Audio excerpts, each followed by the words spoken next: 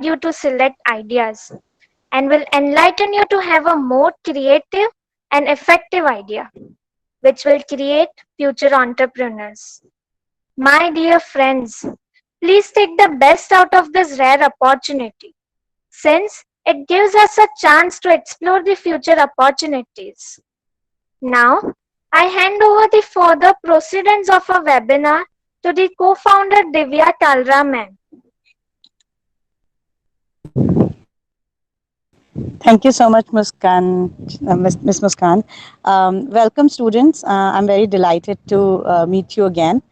And I have asked you one question in the chat box, and the question is, how many of you have almost decided your idea? I always say almost because I know there is a iterations of change, and with all the discussions and interviews one takes. So your A option number A is yes, that you have. Option B is no, and the option number C is it is changing very often. So if it'll be nice if you could quickly write in the chat box. And if your answer is other, you can actually unmute and speak up.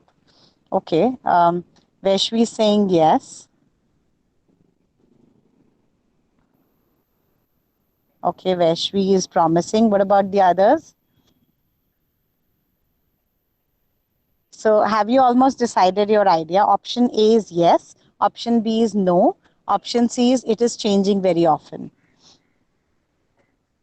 Okay. No. Yash Jain is saying no.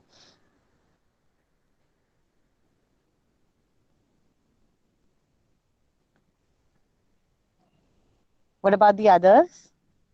If your answer is other, then ABC, you are welcome to speak up.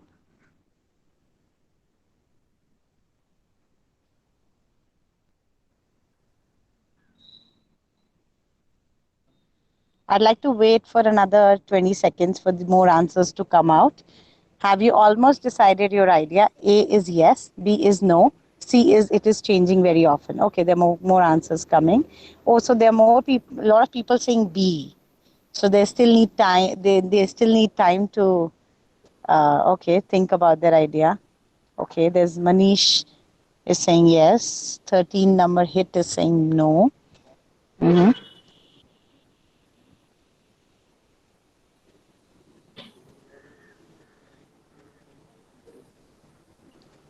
Okay, so from amongst the ones who have said no, you have thought about some idea, or you have absolutely no idea. If somebody would like to speak up, and it'll be useful for us to know where you stand, so that we can accordingly help you. Or you did not understand the challenge. What is the reason you have not been able to think of an idea? Anybody would like to speak up?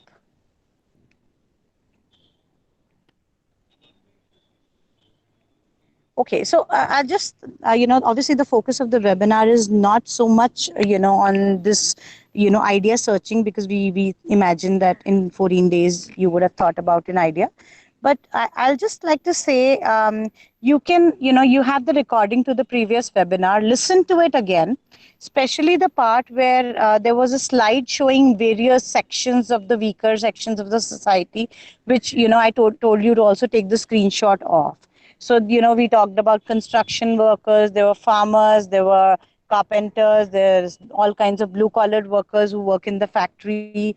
There are, security guards. So think sabji walas, fruit wala vendors, even lari selling all kinds of, ready-made foods, handicrafts, handlooms, artisans. So there are many, many, such people. So you need to see who are the people who are already connected to the internet and can use the potential of internet for their for their well-being, for whether it could also be poor people who don't have access to good health. So somehow if you could think about a model related to health, you try to do the matchmaking of so once you pick out any of these weaker sections of the society, you can just Google up about them, do your secondary research first. look, like let's say if you're talking about construction workers, you can just go search what are the pain areas of construction workers. A secondary research on Google will give you a lot of, insights into what their life is like, where they face challenges. Even if it's about sabji wala, you can just go outside. I mean, you can't go outside right now, but if you have access to some sabji wala to talk to, or maintaining a social distance, if you can talk to some of them, or Google up again rural Indian problems, if you have access. So especially it's ideal if you have access to one or the other weaker sections of the society, whether it's maids or servants or dhobis, so if you have access to any of them, try to you'll be able to better understand what their pain areas are. So all you need to do is just identify a segment to start with. And these are this I'm saying to all the people who said no, who have not thought of a idea. So if you want to participate, I think it's time that you pick out any of the weaker sections of the society, and start doing your secondary research and try to find few people where you can actually interview them and ask questions and go deeper into the subject of what the idea can be for them. Okay. And my second question to you is, one moment, I'm going to just for the ones who have already thought of an idea, how much time of the day are you thinking about your idea? Few hours a day, all day and night, few hours in a week, only when you have team meetings. So, how much time of the day are you thinking about your idea? Point number A is few hours a day. B is all day and night. C is few hours in a week, and D is only when you have team meetings. So there are about 53 people. I mean, let's say some 5-10 are. How many staff members are there, Dipali? Okay, somebody said Only two, B. me and Jaideep. Okay, only two. So apart from the two speakers and two staff No, members no, and no. a few. Still, No, Kirti Sorry? no, I ma'am, am also there. Deepali ma'am. total Acha, five Pandana is students also. are there. So all Just in to all, what say, I was Kirti trying to ma'am. say was about more than 45 people are there. So please, I want it to be, respond. I mean, please respond. It'll help us get to know where you stand. Okay, so Dhiren is saying A, few hours a day. D, only when you have team meetings. C, few hours a week. C, okay, okay, C, A. I'd like to see if anybody writes B. Okay, okay. So I'd like to just say one thing, for most of the entrepreneurs, and I think Mr. Kashyap will talk more about it, about this topic maybe if he gets time. But, Junoon is a very important thing. You have to think about your idea day in and day out. The more you think about it, the more, and I know it doesn't come just like that. You just have to work on it. I think it's very important that you have the passion for what you're trying to do. Don't do it just for a college exercise. I think it will not do much good to you. So do it like you would actually be, you doing apart from winning a challenge, it'll be much more for you. My last question now is, I'm not going to take more time after this one. My last question to you all is, how many of you think that after this contest, whatever the result may be, you will anyway launch your startup venture?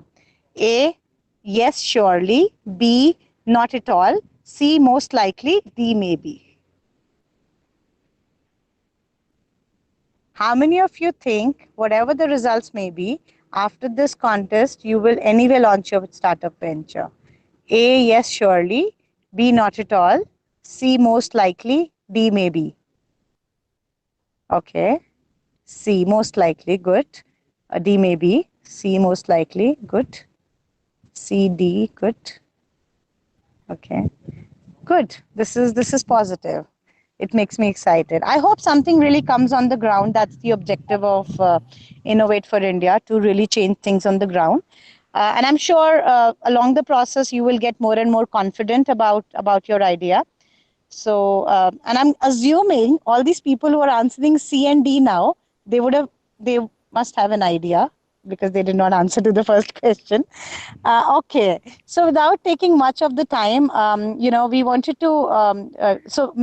We invited Mr. Kashyap because he has a lot of experience with startups, and we invited him because. One moment. I'm actually logged in from a mobile, so sometimes it gives me a little problem. Sorry about that. Yeah. So we invited him because he has a lot of experience with working with startups, and he's a founder and director of Synchro Ventures Private Limited, an integrated startup accelerator platform. So what happens is, all these normally what happens in a startup scenario is that when you think of an idea, you actually work on your idea, do all the market validation and things, and then you basically build a business plan for it, right? So once you build a business plan, there are incubators who can incubate you, and once incubate you means they give you mentorship support to really bring it to the market. Right now what you're working is on the ideation phase. After the ideation phase, you'll be designing the product or solution, whatever solution you're building. Once the design is complete, the next cycle in the next step in the cycle is that you will bring it to, after the product is ready, you will bring it to the market. And after you bring it to the market, you also need to scale it up. You want more and more people to use it. So that's where accelerator plays a very vital role to bring you in the market very fast. Scaling is very important. Like for example, we took examples of Jugnu, Uber, Ola. They're everywhere. Ola and Uber are in the entire world in so many countries. So they scaled up very fast. So this is also very important, that sometimes if you have a very simple idea, it is also more important for you to scale up, because you want, you don't want competition to immediately take up the space. So that's where the accelerator platforms really help you, and that's what Mr. Kashyap does. He's an engineer and MBA by profession, by qualification, and he has 20 plus years of experience in providing branding and marketing strategy support. And he's also written a book which would be very interesting for you all. It's the books is, it's said, from idea to action. So eventually, when you want to be writing your business plan, you could actually refer to it. Although he'll be touching upon that today in his meeting, in his presentation. So at this point, I'd like to hand over to hand over to Mr. Kashyap. Welcome, and thank you so much for accepting the invitation to speak with the students. Over to you, Mr. Kashyap. Thank you, Divyaji. Thank you, SCAT, for inviting me for this session. Hello, friends. I think, as Divyaji was saying, the contest is all about social impact startups. Now, if you see broadly, almost all startups, or for that matter, any business, is a social impact enterprise, because we are generating employment. So in a way, there is always a social component to it, and a lot of businesses, traditional businesses, startups, the founders have that philosophy of how do they create a social impact. So that's a different zone altogether. But today, especially this contest or this competition that is organized by Innovate for India, where we are going to focus on social impact startups. So though there cannot be a very rigid definition of social impact startup, but yes, we can consider startups especially targeting rural India, solving those problems. Because if you see currently the startup ecosystem in India, based in Bangalore, Mumbai, Pune, Delhi, all are urban areas. So the founders are all urban guys solving urban problems.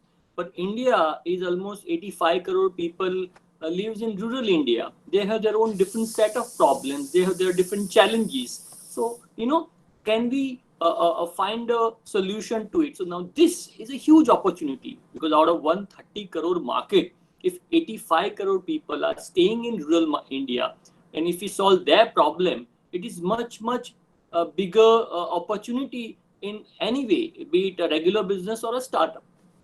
So today we are going to discuss about how do you take your social impact startup forward, and what are the key, what is this all this startup all about, what things you require to take your idea forward, how do you evaluate an idea. So we'll just touch upon those few points to give you few triggers about how do you shape your idea, because what we understand from you right now, as Divyaji asked, that some of you have already figured out what they want to work on, some of you are still figuring out key what problem should we solve, what should be our core idea. And this is a typical journey, there is nothing wrong in that, but early stage we always pass through that change. So let's try to sharpen the thought process and take your idea forward. So let me try to share the screen now.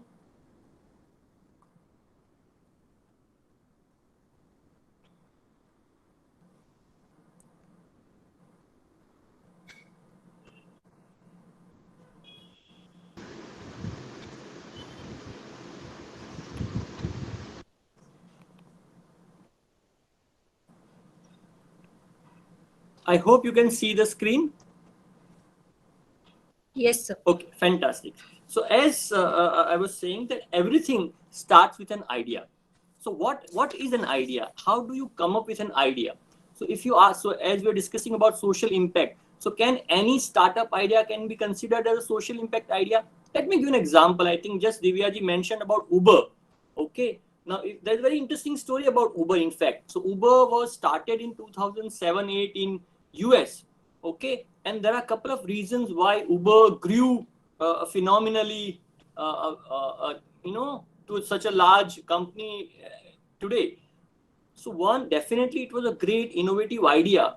Two, the timing was amazing because Apple launched their iPhone, a touchscreen iPhone with an application which can be used through a mobile phone. So I think timing wise the technology was there to help that connect drivers with the users. So I think those things were sorted. But this was also very interesting that was happening in US. And I think because we live in a social environment, it is not just about your business idea, but the overall social environment, political environment matters a lot. So there in US in 2007-8, so US was going through a major economic crisis during 2007-8. 2008 was a very bad crisis in US. So what happened was, Uber said ki if you have a car, you can earn money by becoming a driver. Okay, so you are not employed with us, but you are kind of your own entrepreneur, and then you make money. So a lot of people who are having cars but were unable to pay car EMIs, okay, they thought, okay, can I spend 4 hours on Uber and earn that extra money? And that helped so many families across India, across US. Is it not a social impact? Definitely it is. So any idea, be it startup or otherwise, can have a social impact.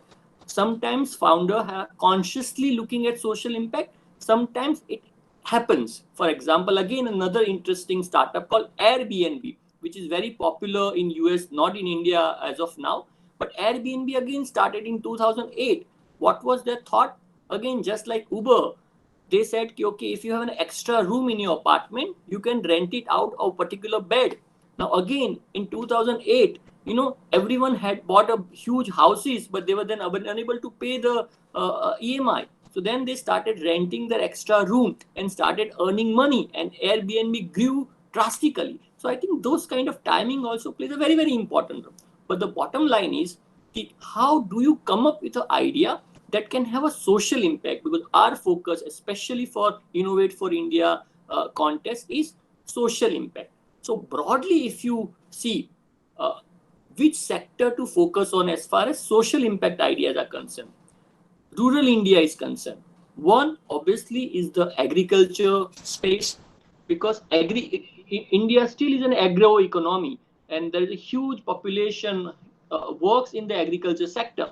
So agriculture sector gives you a lot of interesting opportunity to come up with ideas, that can empower people who are associated with that industry. So agriculture in general is a very interesting idea, and there are a lot of guys who are already working in that space as far as the agriculture space is concerned. For example, there is a startup called Dehat. What they are doing is they are connecting small farmers to micro entrepreneurs. Because typically in India, we always say that farmers don't make money because there are so many middlemen that they don't allow farmers to make money. So now this startup called Dehat, who's connecting farmers with the micro entrepreneurs directly so that they get better money out of their produce.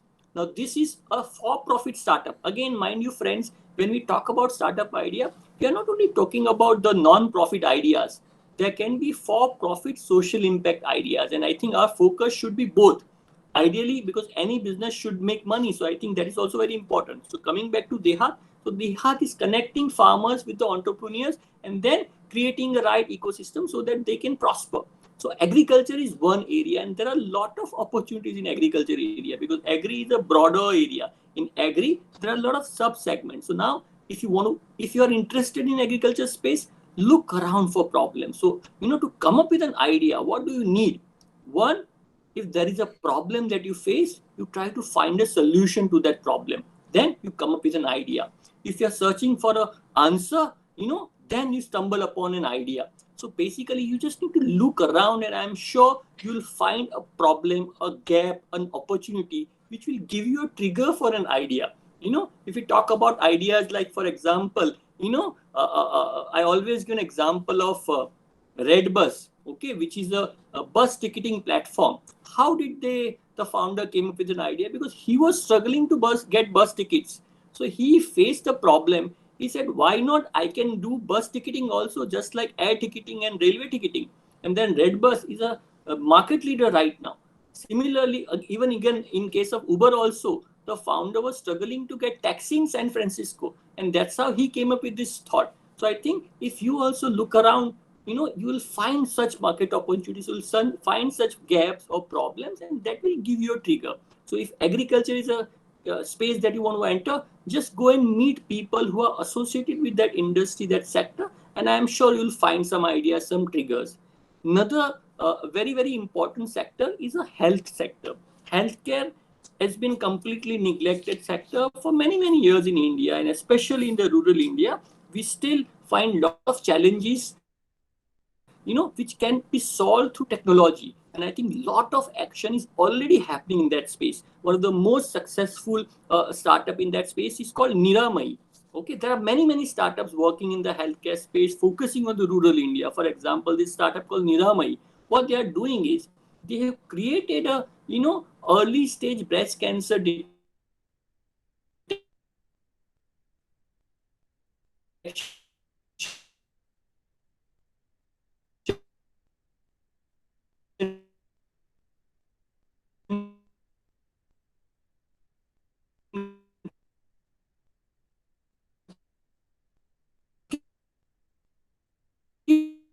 Sir, your voice is breaking. for rural India because it is not possible. Sir, your voice is not clear.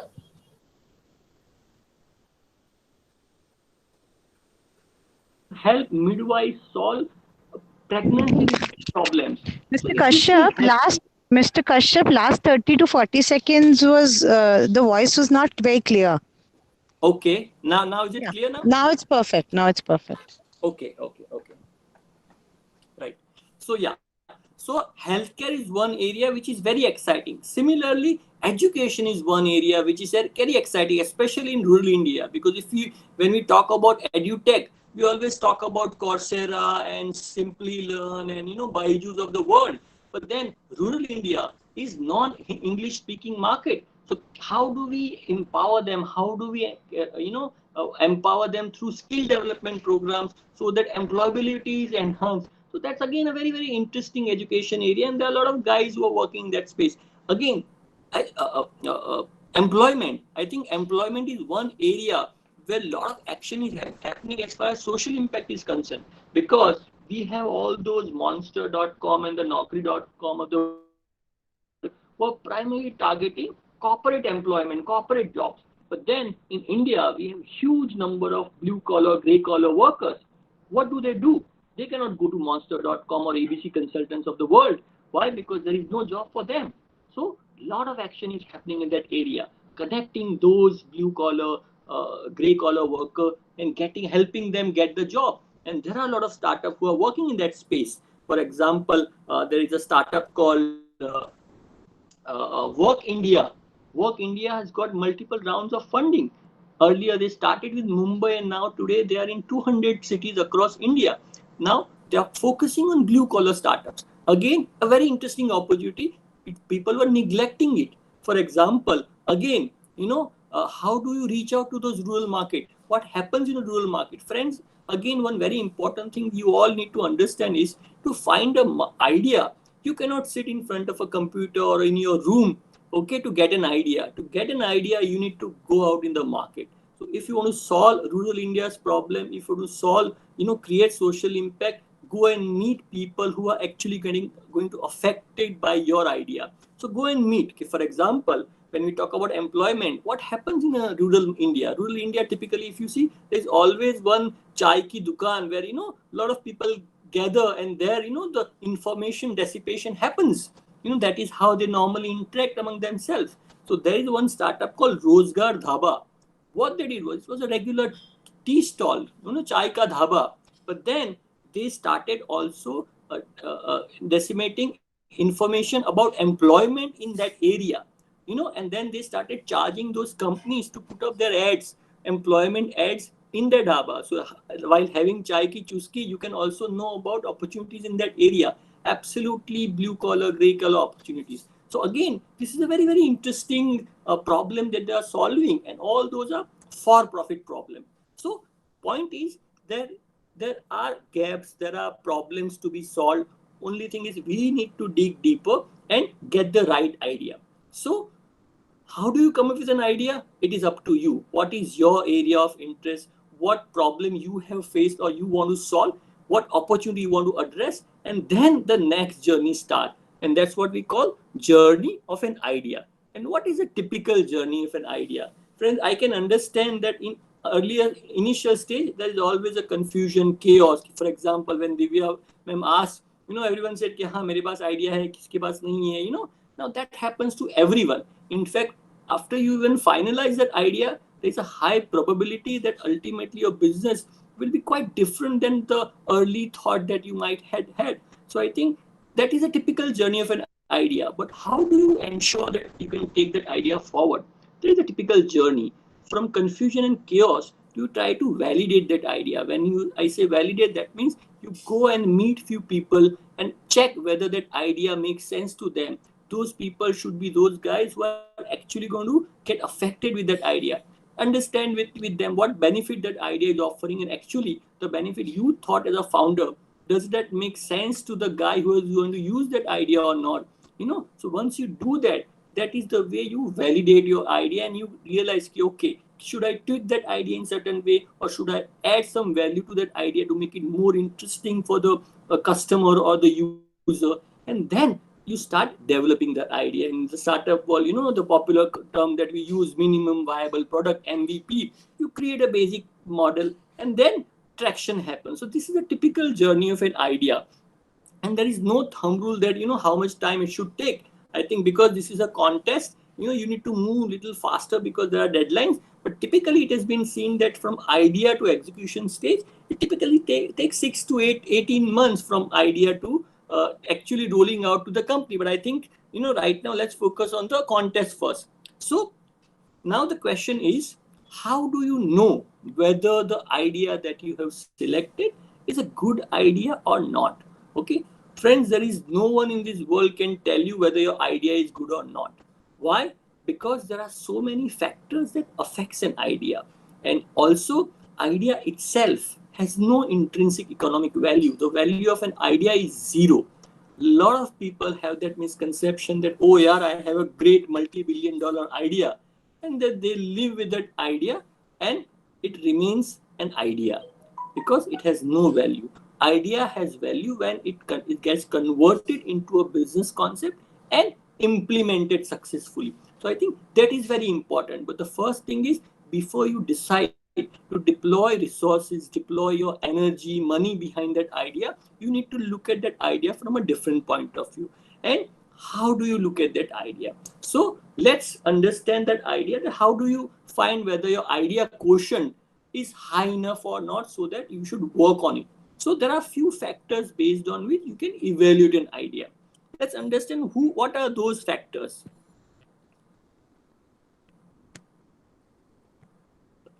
Yeah.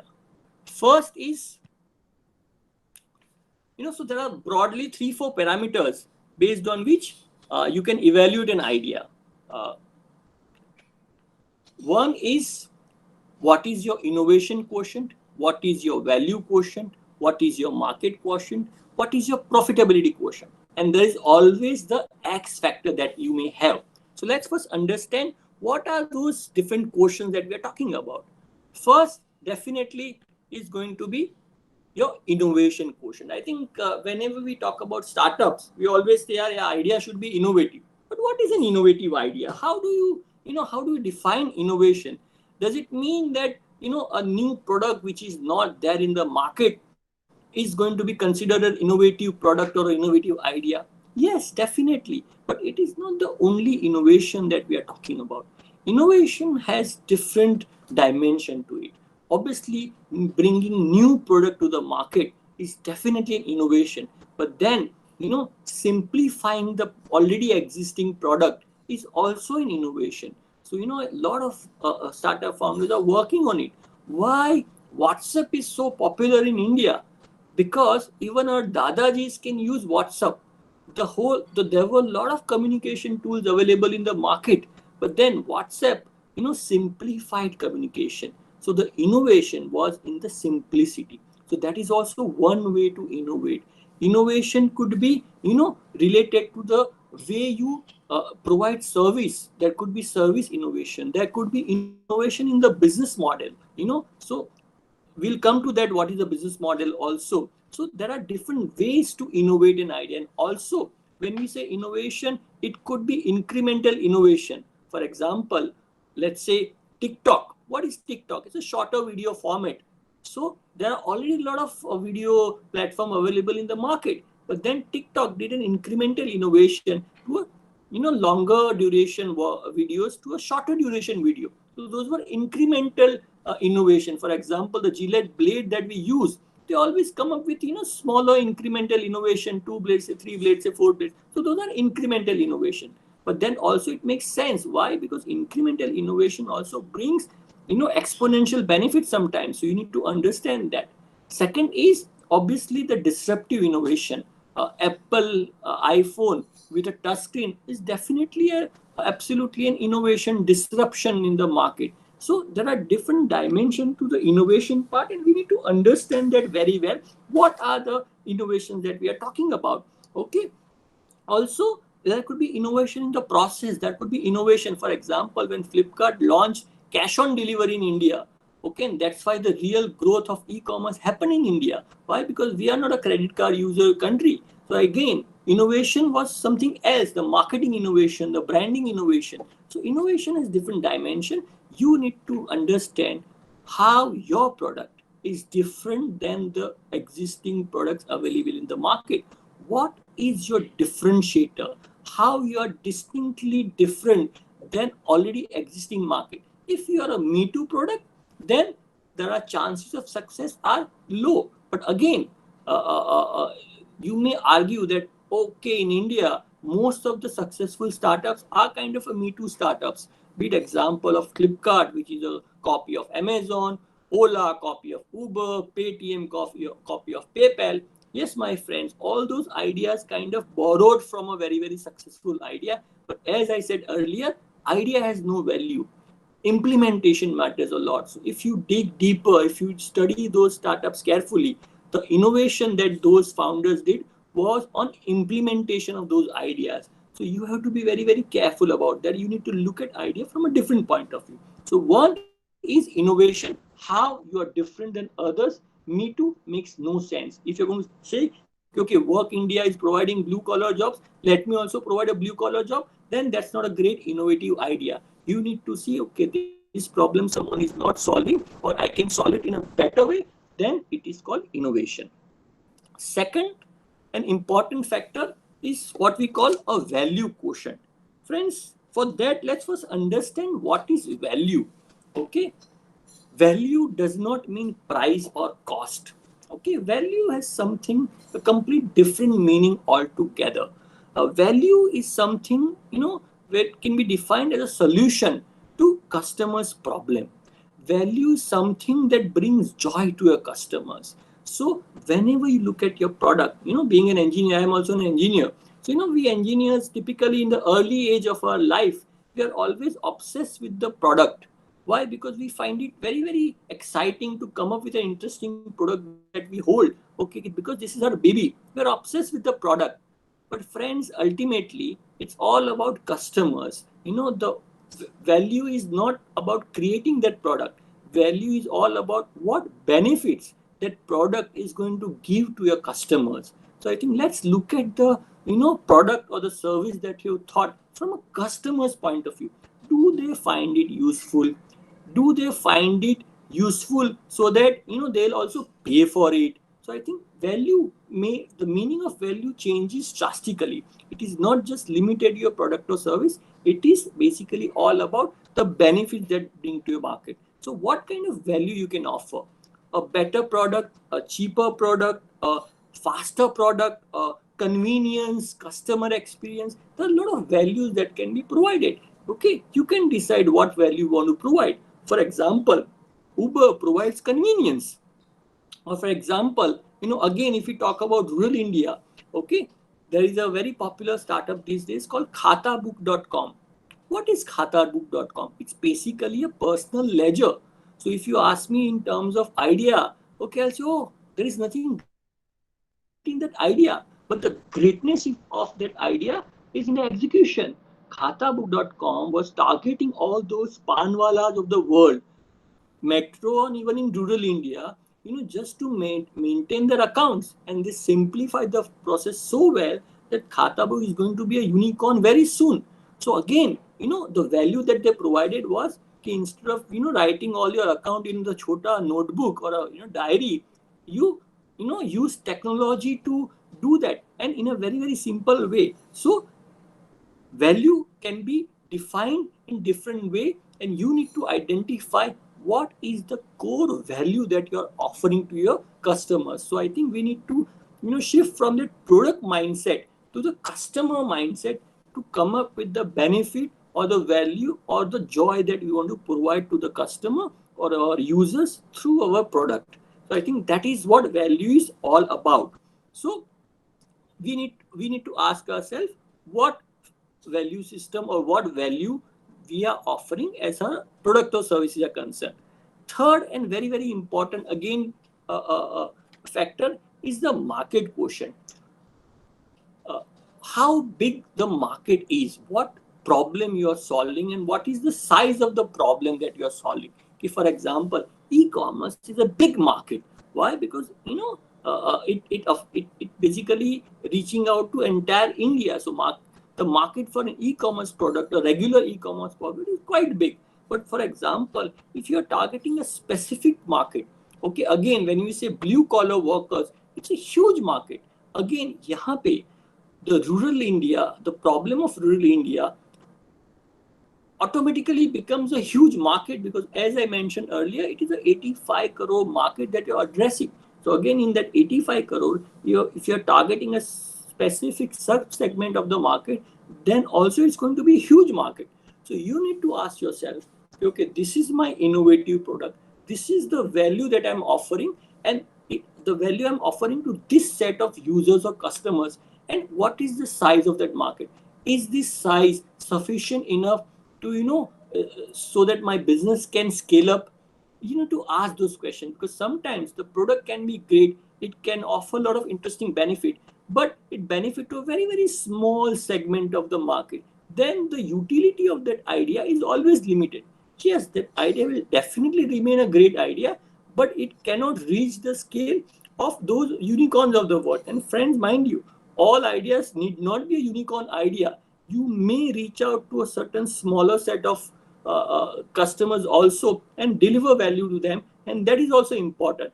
But most important thing, as a founder, you should understand what the market you're addressing, because clarity about your customers, clarity about the market you want to address, will actually define what strategy you're going to adopt to scale up your idea. For example, there is an interesting startup called Torchit. Hani Bhagchandani from Ahmedabad. Okay, he developed a very interesting tool for blind people while they walk. Typically, they use that stick. Instead of that, Hani developed a tool called Torchit. Okay, which not only gives them what is there on the surface on the ground, but also on the periphery, so that if there are any sharp objects around them while walking, they don't get hurt. Now, this is a very, very interesting tool, very, very useful for blind people, because while walking, it is not just the ground that matters, but what is around them also matters a lot. And there is no way they could figure that out. And Torchit, using a technology, help blind people, walk around freely. Great innovation, amazing value that provide. And yes, there is a market. Now that market cannot be as big as e-commerce market, but that market is all the blind people across India, and not only India. Today, Honey is selling their product in multiple countries across the world. So it is creating amazing impact, but with a clarity about what kind of market they are addressing. So you also need to ask yourself, what is the market? You cannot say, oh, I'm going to sell this to everyone. Everyone is never your market, never your target customers. Definition of your target customers is very, very important. So when you figure out what is the innovation, what is your differentiator, what is your value equation, you ask yourself, who is your customers or users? Identify them very, very clearly, define them very, very clearly. Then only you can have a growth strategy or a scale-up strategy. But this also makes it very, very important point, market quotient. And fourth is the profitability quotient. Now again, you will see, oh, startup mein profitability kahan hai? Most of the unicorns are not making money. Yes, my friends, but at the same time, ultimately, it's a business idea. And as you're going to learn in maybe in your some of the entrepreneurship courses, that ultimate objective of business is to make profit. So I think you have to be very, very clear about how you are going to make profit, or how at least you're going to sustain your business if it's a non-profit idea, because that is also important.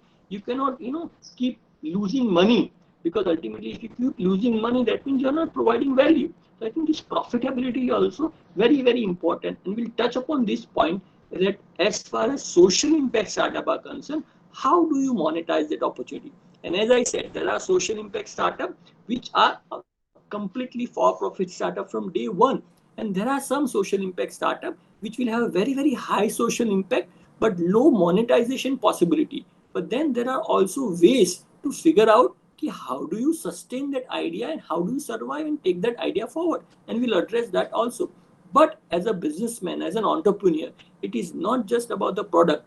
As an entrepreneur, you need to start thinking about money, profit, business model, completely business side of it, not just the product side of it. And that's why profitability, balance sheet, numbers are very, very important. And you need to evaluate whether you're going to make money out of it. Otherwise, what's the point investing your time and energy in such ideas? So these are the broad 4 factors based on which you can look at your idea: innovation, value, market, and profitability.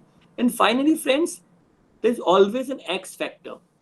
As I said earlier, for companies like Uber and Airbnb, the timing was amazing.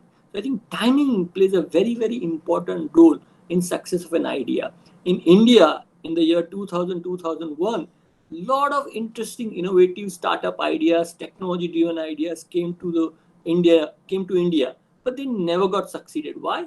Because there was hardly any internet connection, no credit card users, no e-commerce. Okay, so there was fundamental challenges. So those ideas were too early to get the right size of the market. So timing matters a lot. So as I said, Uber got the timing right because Apple launched a smartphone for the first time where you can have an app. Otherwise, there were a lot of taxi services where you had to call those taxi wala and tell them, ki boss, idhar aa jao, udhar aa jao, where that app actually can pinpoint where you are standing and taxi will directly come there. So I think that timing was right. So I think timing plays a very, very important role. Also, another factors, that differentiate a regular business idea and a startup idea is the scalability of an idea.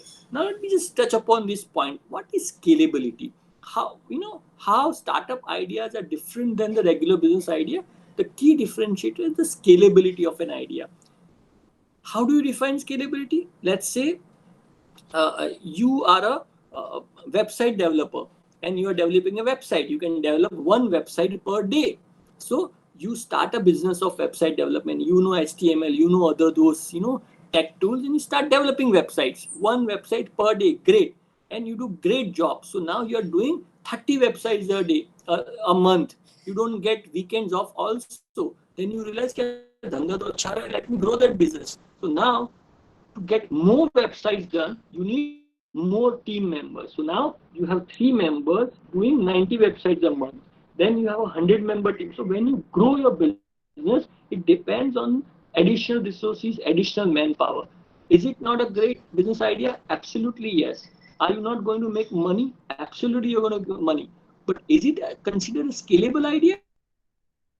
Scalable idea, yes, to a certain extent. But now just look at this way, that you are a web developer. Instead of developing websites for each and every customer, you create a web platform like Wix, Wix.com, or WordPress or similar platform where users can create their own websites.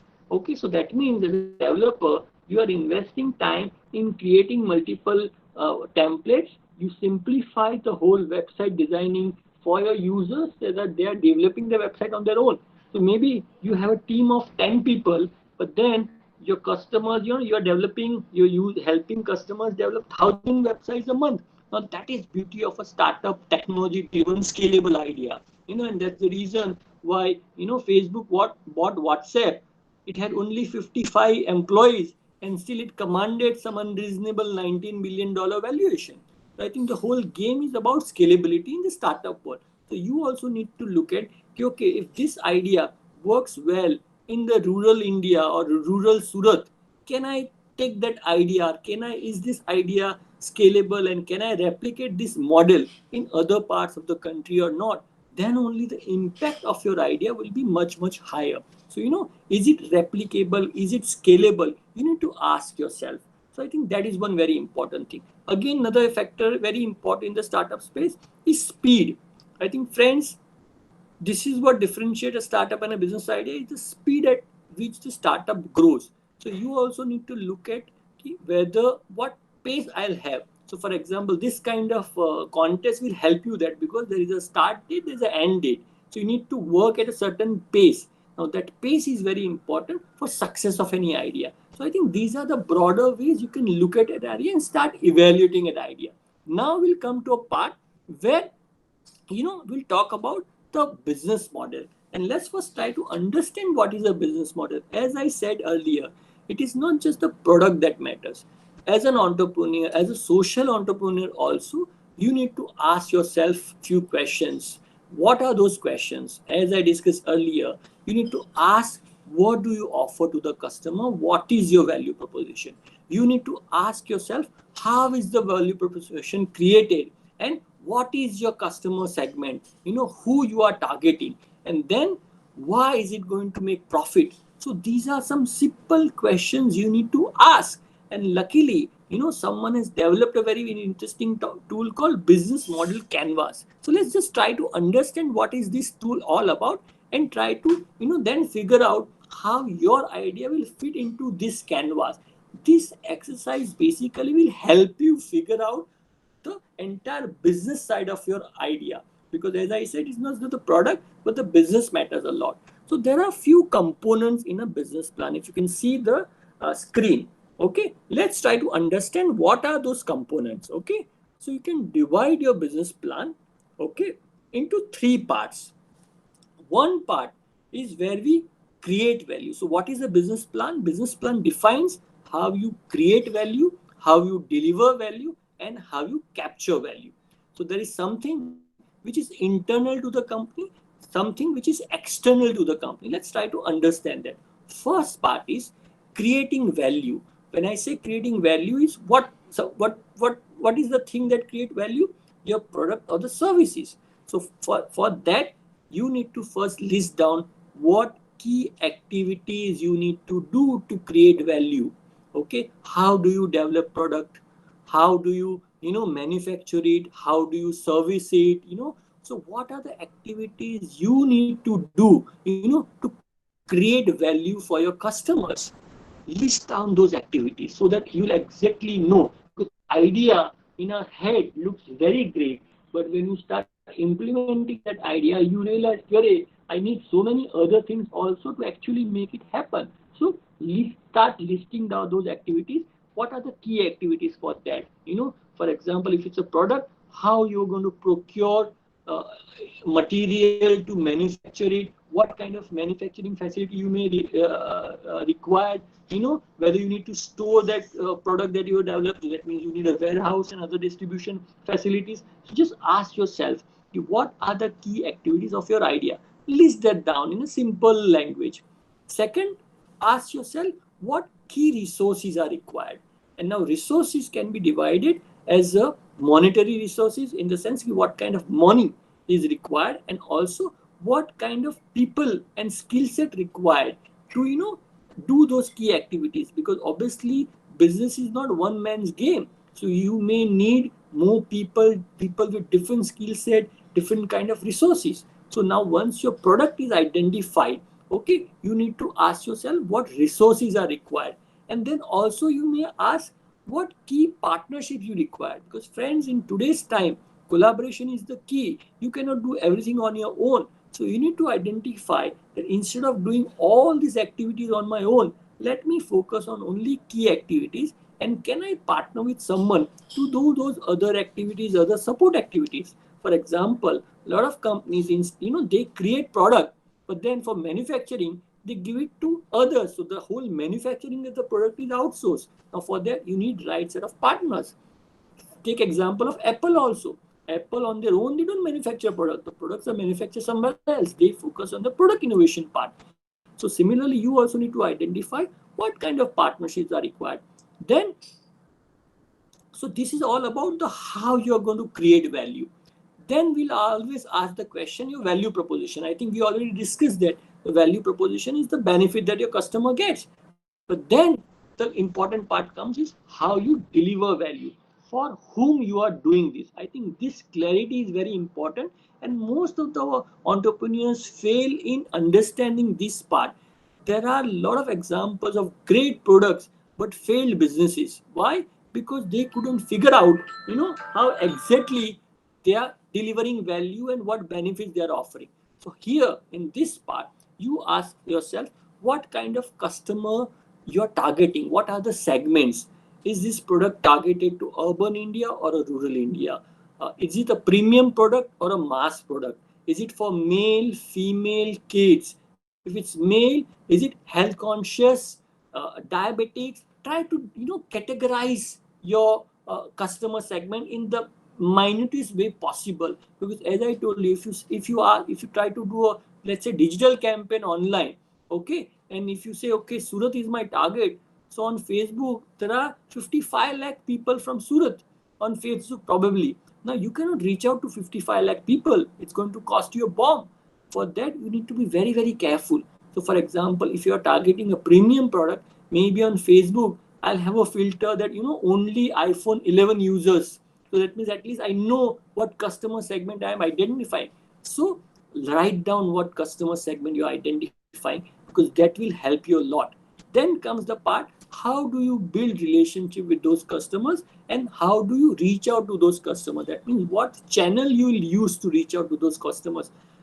If you're going to distribute your product or services, is it only online or is it online plus offline? If it's, let's say, a product, is this product only going to be available in the online space, or using those modern trade, for example, those big bazaars and the Reliance of marts of the world? Or are you also going to have your product on the kirana shops using the traditional general trade distribution model? How are you going to reach out to your customers? Are your customers available online or not? Which medium is better to reach out to your customers? If you are talking rural India, then certain mediums may not be very, very available, or useful for them. So you need to figure that out. But at the core of it, you need to be very clear about your customer segment. So these 3 points, customer segment, customer relationship, and channels, are all about delivering value. And then finally comes the part which is all about capturing value. Again, there are two components to it. One is the cost side and the revenue side. So you need to ask yourself, what are the costs involved in developing or creating this value? And then you also need to figure out what is your revenue model. Now, there could be multiple revenue streams that you can generate from your product or services, or that could be a single revenue streams. You need to identify. Also, depending on your customer segments, your revenue streams may vary, but you need to list down, okay, this is the product and this is the benefit I'm offering to this set of customers, and this is how I'm going to make money. So once you list that down, I am sure you'll come up with multiple revenue streams. Now, if you look at this business model canvas, then you'll actually figure out, okay, this is how my business is going to look like. So this whole business model exercise, canvas exercise, will help you figure out how exactly your business is going to look like. So let's just understand one example. Let me just summarize first. So broadly, there are 9 elements of a business model canvas, which is basically about creating value, understanding your value proposition, delivering value, and capturing value. Okay, and I'm sure I'll share this presentation with you so you can go through this at a later stage. Now let's understand with this example, and I've taken a very popular Swiggy example because we all are very familiar with that example. So if you see how Swiggy creates a business model canvas, first let's focus on the value proposition. What they're saying is food delivery with no restriction on order policy, efficient online payment, no minimum order requirement, different. So basically, full delivery, convenience is the value proposition. What are the key activities? The partnering with eateries, retail shops, hiring delivery providers and suppliers, and managing the entire process are the key delivery. Okay, what resources are required? They need local resources, delivery providers, and technologies. They're backbone behind everything. Then partners are again restaurants, grocery shops. So I think they've listed down what they need to create value. Then on the customer segment side, they identify, okay, who are your target customers? People who do not wish to go out to restaurants, people who want to order food online and want to get it delivered, people who want to buy and get other products delivered from nearby shops. So they are, identifying different set of customers. Then the relationship they want to build through maybe chat, social media pages, and the channels that they want to use, mobile apps, websites, digital marketing. And then the cost structure, the expenses side and the revenue side. So this gives you a one-page snapshot of the entire business is all about. So I think you should also do that exercise before you actually start working on your idea, because this will help you a lot. Okay, and sir, friends, finally, as I mentioned earlier, that it is not about the idea, because an idea that is delivered and put in action is more important than an idea that exists only as an idea. So I think if you want to take your idea forward, you need to start working on the action part also. And there are a few, I think I would say, key ingredients that are required, okay, for any startup entrepreneur, or for that matter, any entrepreneur. One and very important is, in fact, there is a very popular book called 0 to 1. Okay, you can definitely read that book. But what is interesting about the 0 to 1 is, as a startup entrepreneur or as a startup founder, you should have that ability to create something from nothing, from 0 to 1. You should have that skill set, that I'll create something with minimal. When I say nothing, it does not mean zero, but basically creating something with minimum resources, achieve maximum. Now that is an entrepreneur's key characteristic, because as a startup founder, you are not going to get that luxury of resources. Kya itna paisa hai, abhi, you do your venture. No, it's not never going to happen. If you're thinking that, oh, government is doing these startup schemes and I'm going to get a lot of money from government, it is not going to happen. SSIP may give you some funds, but that would be only to help you develop a minimum viable product. But then ultimately, as a startup founder, you need to figure out, how do I maximize with the minimum resources I have. Now that mindset is very important. Forget about the luxury. Whatever great these unicorns and the multi-billionaires, we look at those startup founders, but there is a lot of hard work that is gone inside it. For example, the first order of Flipkart, a book, was delivered by the Binnis themselves. Okay, so that is the kind of hard work that is required. So I think you should be ready with that, because it is not a very fancy or glamorous world. That is very important. Second and very important thing again is, in the startup world there are no rules, there is no formula for success. Okay, you can have your own formula, you can have your own rules. There will be a lot of people who will tell you कि यार ऐसे ही होता है. Okay, ऐसे कभी कुछ नहीं होता है. Okay, because for example someone will say okay, only IITians and IIM guys get funding. Okay, yes, definitely they get funding, but then I can list down 100 startups who are non-IIT, non-IIM getting great funds. Okay, and they are greatly successful. Some people will say, okay, we need, you need to have a co-founder if you want to take your idea forward, because look at Microsoft, Google, they all have multiple founders, co-founders. Yes, definitely, that is one question any startup investor going to ask you, who is your co-founder?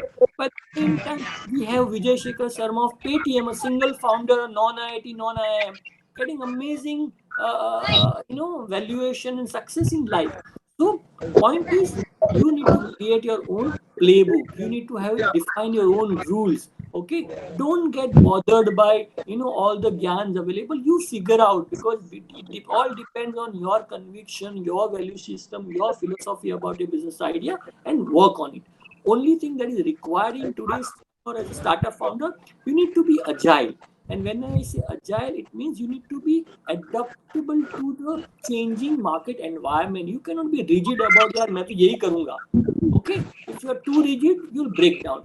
So as a startup founder, because technology is changing very fast, because environment is changing very fast, you also need to be ready with by changing those, adapting yourself to those changing environment. Because when we say survival of the fittest, then it is said that it is not about the most intelligent or the most strongest, but the one who is ready to change themselves is going to survive. So I think in the startup world, it is absolutely required, and that's why we use this word in the startup space called pivot.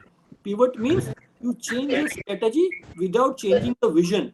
Okay, because you need to adapt to the changing environment, and that is what is one required thing. Okay, and finally, my friends, I'll say only one thing, that you need to make your idea happen. And there are three things that is required to make an idea happen. You need to have a great idea, you need to have great team, and you need resources. Now if you have any two out of these three, I am sure you'll get the third one. But then how do you get those two things right? And for that, you need to ask yourself, what is the your key sweet spot, or how do you ultimately identify whether that idea is right or not? So first, ask yourself what you are good at. Okay, instead of looking at where is the great opportunity, and where is the money and where is the big market, ask yourself what you are good at, what you are passionate about, and then see what market or what opportunity you can address. If you identify that, then you will find your idea. So let's work on that, and let's make ideas happen. Over to Dipali ji.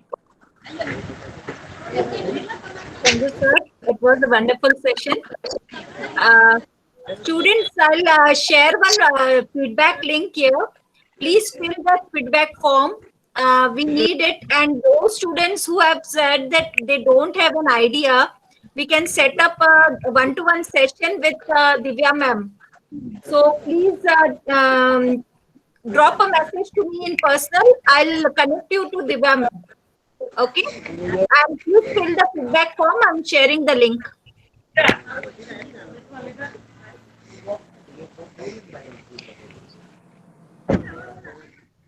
Thank you so much, Mr. Kashyap. I think it was very insightful and very inspiring. I think you almost spoke without a breath in between. I mean, it was really like a very inspiring. Lot of energy. It was reflected in your voice. I hope the students also felt that energy. I'd just like to, Dipali, do we have some time for questions? No, ma'am. Actually, we are already out of time. Okay. So students will give us the questions if they want. We could request Mr. Kashyap to join. Mr. Kashyap, you're there in the Telegram group of linking the unlinked, right? I'm not sure. Let me just check. Okay, I'll send you the link anyway. So if you could join that, and the students can then ask the question there. Definitely, definitely. Yeah. Okay. Thank you so much. Yeah. Thank you. Okay, thank you. Bye bye. Muskan, vote of thanks. Yes, it was a delight to have such an extravagant opportunity. I would like to thank Kashyap Pandya sir and Divya Kalra ma'am for their valuable contributions, and it will surely help us pick better for the challenge. Thank you. Thank you, sir. Thank you, Divya Thank ma'am. you. Thank you everyone for joining. Bye. I hope it was helpful for you. Thank you, Kashyap sir. Bye. Bye. Students, please fill in the feedback form. Just 3 questions. It will not take more than a minute.